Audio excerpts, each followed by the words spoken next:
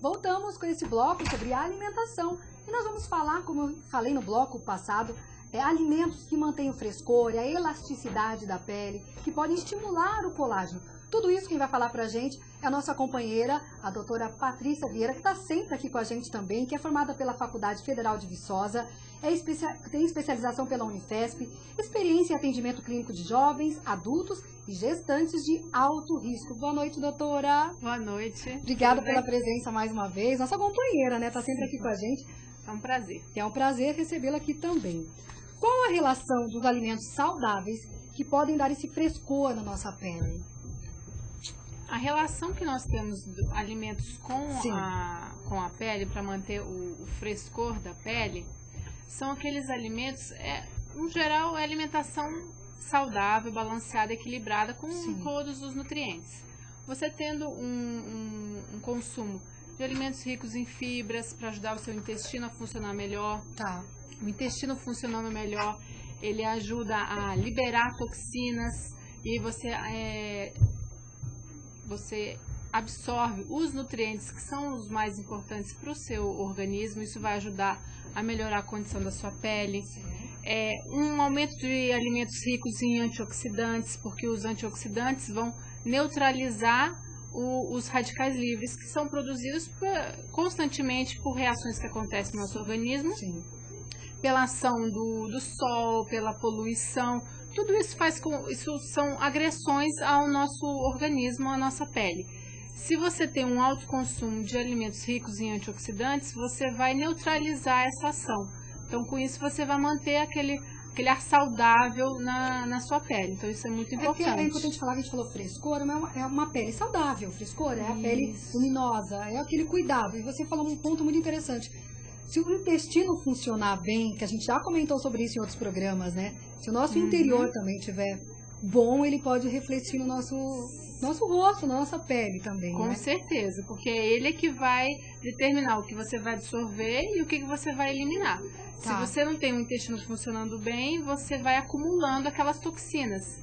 E isso vai aumentando mais ainda os radicais livres, que vão oxidando as células, que vão atrapalhando todo o funcionamento do seu organismo e vai refletir na sua pele. Agora, fugindo um pouco, falando sobre isso, quais são os alimentos que podem fazer o nosso intestino funcionar melhor para a gente poder ter essa pele saudável, bonita? O que é bom a gente ingerir?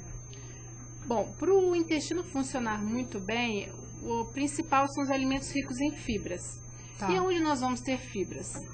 Verduras, legumes, frutas e nos alimentos integrais. Então, no arroz integral, na aveia, na linhaça, no germe de trigo, quinoa, são todos esses alimentos integrais. E aí, tudo que vem, os derivados dele. Um pão integral, aquelas tipo granola, né? Então são os alimentos que em geral têm mais quantidade de fibra, que vão ajudar a estimular esse intestino a funcionar melhor.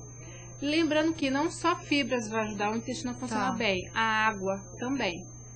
Se eu tenho um grande consumo de alimentos ricos em fibras e eu não bebo água, eu vou ficar com um monte de gases, proliferar ali várias bactérias e eu não vou conseguir eliminar e fazer com que esse intestino funcione bem. Então, eu preciso ingerir uma grande quantidade de água também para ajudar com que isso aconteça. A água é sempre uma aliada, né? A gente tem que sempre lembrar que a água faz bem para tudo, para o intestino, para a pele, para a saúde, para tudo no geral, né, doutora? Sim, com certeza.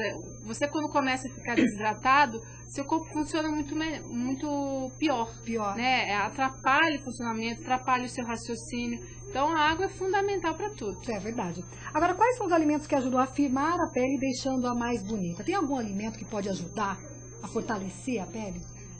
Bom, o que ajuda a firmar a pele, em geral, é o colágeno, que é uma substância que nós produzimos no nosso organismo. Ela tem essa ação mais firmadora. O colágeno está presente na pele, está presente na cartilagem, nos vasos sanguíneos, são vários tipos de colágeno que nós temos no organismo. E o que vai fazer com que nós produzimos esse colágeno?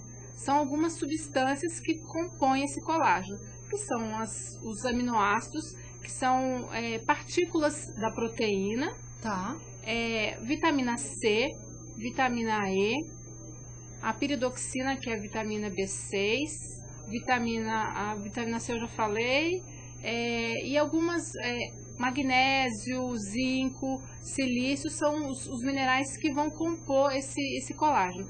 Então, o que nós precisamos? Consumir uma grande quantidade de alimentos que sejam ricos nessas substâncias para ajudar na produção do colágeno. Tá, e quais são esses alimentos? Cite alguns, só os alimentos, porque os componentes, às vezes a pessoa consome e não sabe que tem. Não tem noção, exatamente. Com certeza. Então vamos lá. Vitamina C, nós temos em grande quantidade na laranja, no limão, na acerola, goiaba, tangerina. O beta-caroteno, que nós falamos na semana passada. Da cenoura, no mamão, na manga, todos os alimentos, né, abóbora, os alimentos mais alaranjados. As vitaminas do complexo B, você vai ter nos cereais integrais, nas verduras também. O zinco nos frutos do mar, na carne, no peixe. Aí procura assim, carne magra. Tá? Para você ter o zinco e não ter a parte ruim da gordura que tem nessa carne. Então, em geral, é uma alimentação saudável. Um pouquinho de cada coisa, equilibrando, né? Você garante essa produção desse colágeno. Tá, agora, por outro lado, quais são os alimentos que devemos evitar? Bom, os alimentos que nós devemos evitar são os alimentos que vão aumentar essa oxidação. O que vai aumentar a oxidação? O açúcar, e aí os doces em geral, as gorduras, principalmente a gordura saturada, que é a gordura que está na carne, na gordura que está no leite. Então, preferir sempre o leite semidesnatado ou desnatado, os iogurtes magros, queijos magros e, em geral, frituras também são muito ruins. São os alimentos muito industrializados, que tem muito corante, muito conservante, que vão ajudar a aumentar a produção do radical livre. Se eu aumento a produção de radical livre, eu atrapalho a minha pele. Agora, a ingestão de carne vermelha é um problema? É um problema se eu consumir carnes gordurosas em grandes quantidades.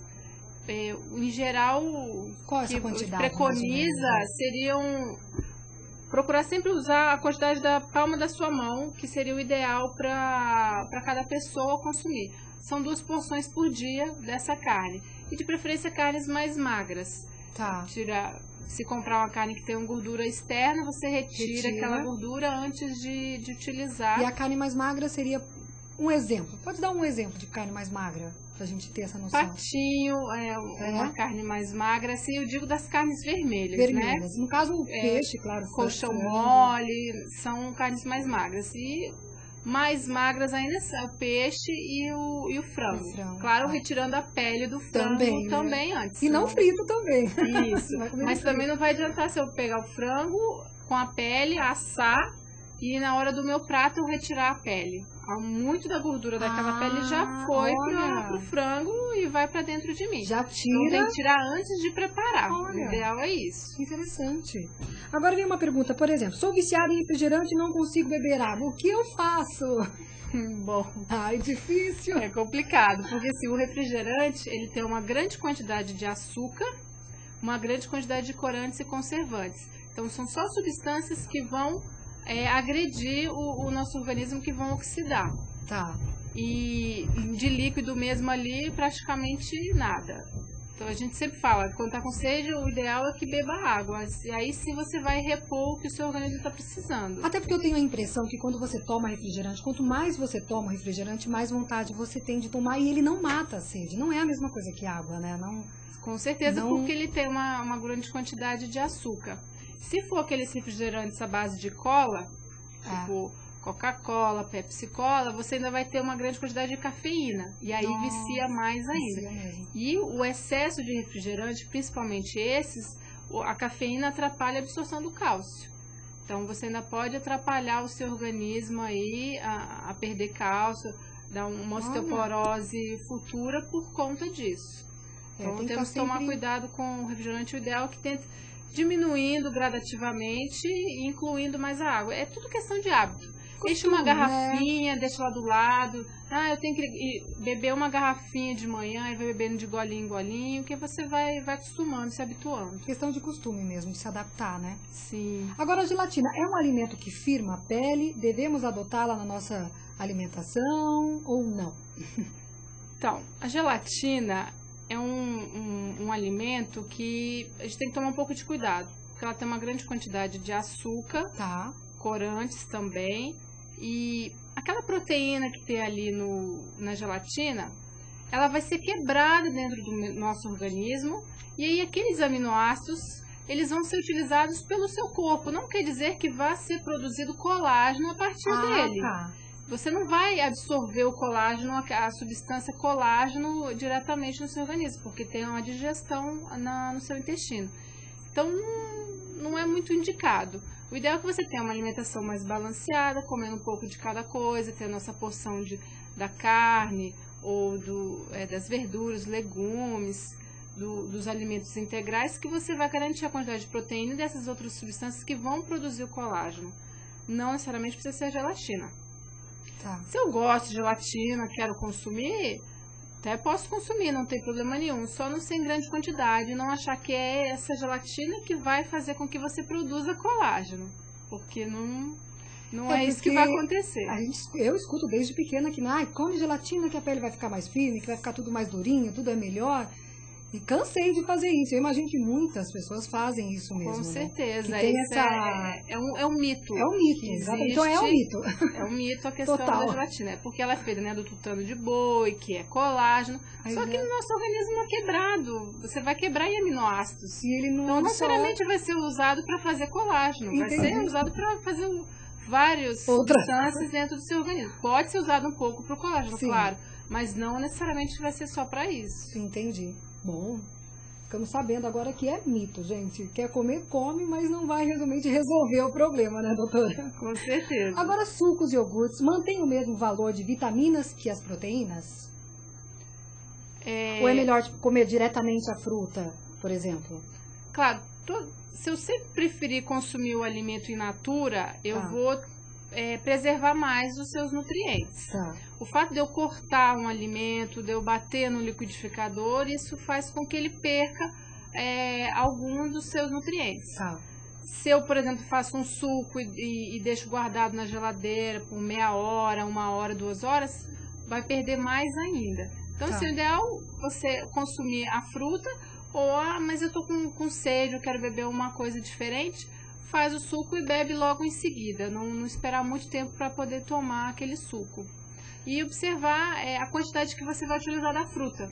Porque às vezes eu faço um suco muito diluído. Ponho uma pouca quantidade de fruta e muita água. Então você, claro, não vai ter todos os nutrientes. Entendi. Se você consumir a própria fruta. Que misturando com a água vai perder talvez um pouco da vitamina, enfim, que tem, né? Sim. E a questão do iogurte, o iogurte ele tem uma função interessante, que ele tem bactérias que ajudam o seu intestino a funcionar melhor, né? Porque nós temos no intestino uma flora intestinal que são várias bactérias. Em geral são bactérias boas, que elas vão quebrar os alimentos para fazer a digestão dos nutrientes para a gente, elas trabalham a nosso favor. Só que existem as bactérias ruins, são as que nós chamamos de patogênicas. E elas que acabam dando aqueles desconfortos intestinais e tudo, que ajudam a liberar muitas toxinas. Então, muitas vezes, utilizando o iogurte, ele vai ajudar a melhorar essa flora intestinal. E aí, contribui bastante. Vai funcionar melhor e a pele vai melhorar também, né? Com certeza, por consequência. Chegou uma pergunta da Viviane. Qual a diferença do arroz comum para esses outros arroz? Tem vários tipos de arroz no mercado, né? Se são as vitaminas, se tem mais vitamina, não tem, se realmente ajuda. Bom, em relação ao arroz, nós temos o arroz, esse branco polido, o arroz integral, temos o arroz parbolizado, aí tem arroz selvagem, arroz vermelho, tem vários tipos. Sim. Mas em geral, assim, o arroz branco, o que é? É o arroz integral, que eles tiraram toda a fibra dele e colocaram uma química, um refinamento para ele ficar branquinho. Tá. O arroz integral, ele está preservando as vitaminas, os minerais e a fibra. Já o arroz branco, não. E o arroz parboilizado, ele é intermediário entre o arroz integral e o arroz branco. Então, assim, eu sugiro que o melhor seria o arroz integral, porque ele vai preservar as vitaminas minerais Exatamente. e as fibras, e o arroz branco já não vai preservar. Em termos de calorias, eles são iguais, não faz diferença. Então, se eu for consumir, sei lá, 3 colheres de sopa de arroz branco, o ideal é que eu consuma também 3 colheres de sopa do arroz integral.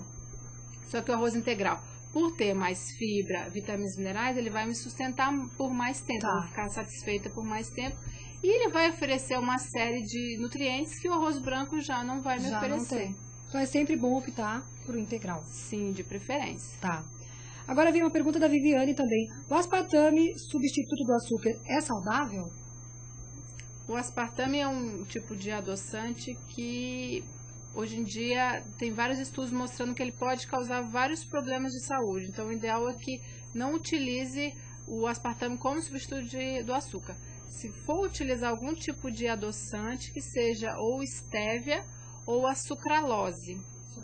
Sim, são os 2 tipos que hoje em dia estão sendo mais utilizados e que estão liberados e que não tem nenhum estudo ainda mostrando algum malefício.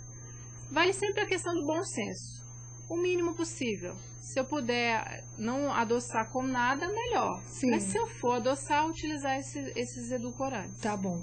Agora uma pergunta da Raquel. É verdade que o abacate e o amendoim são prejudiciais para a pele?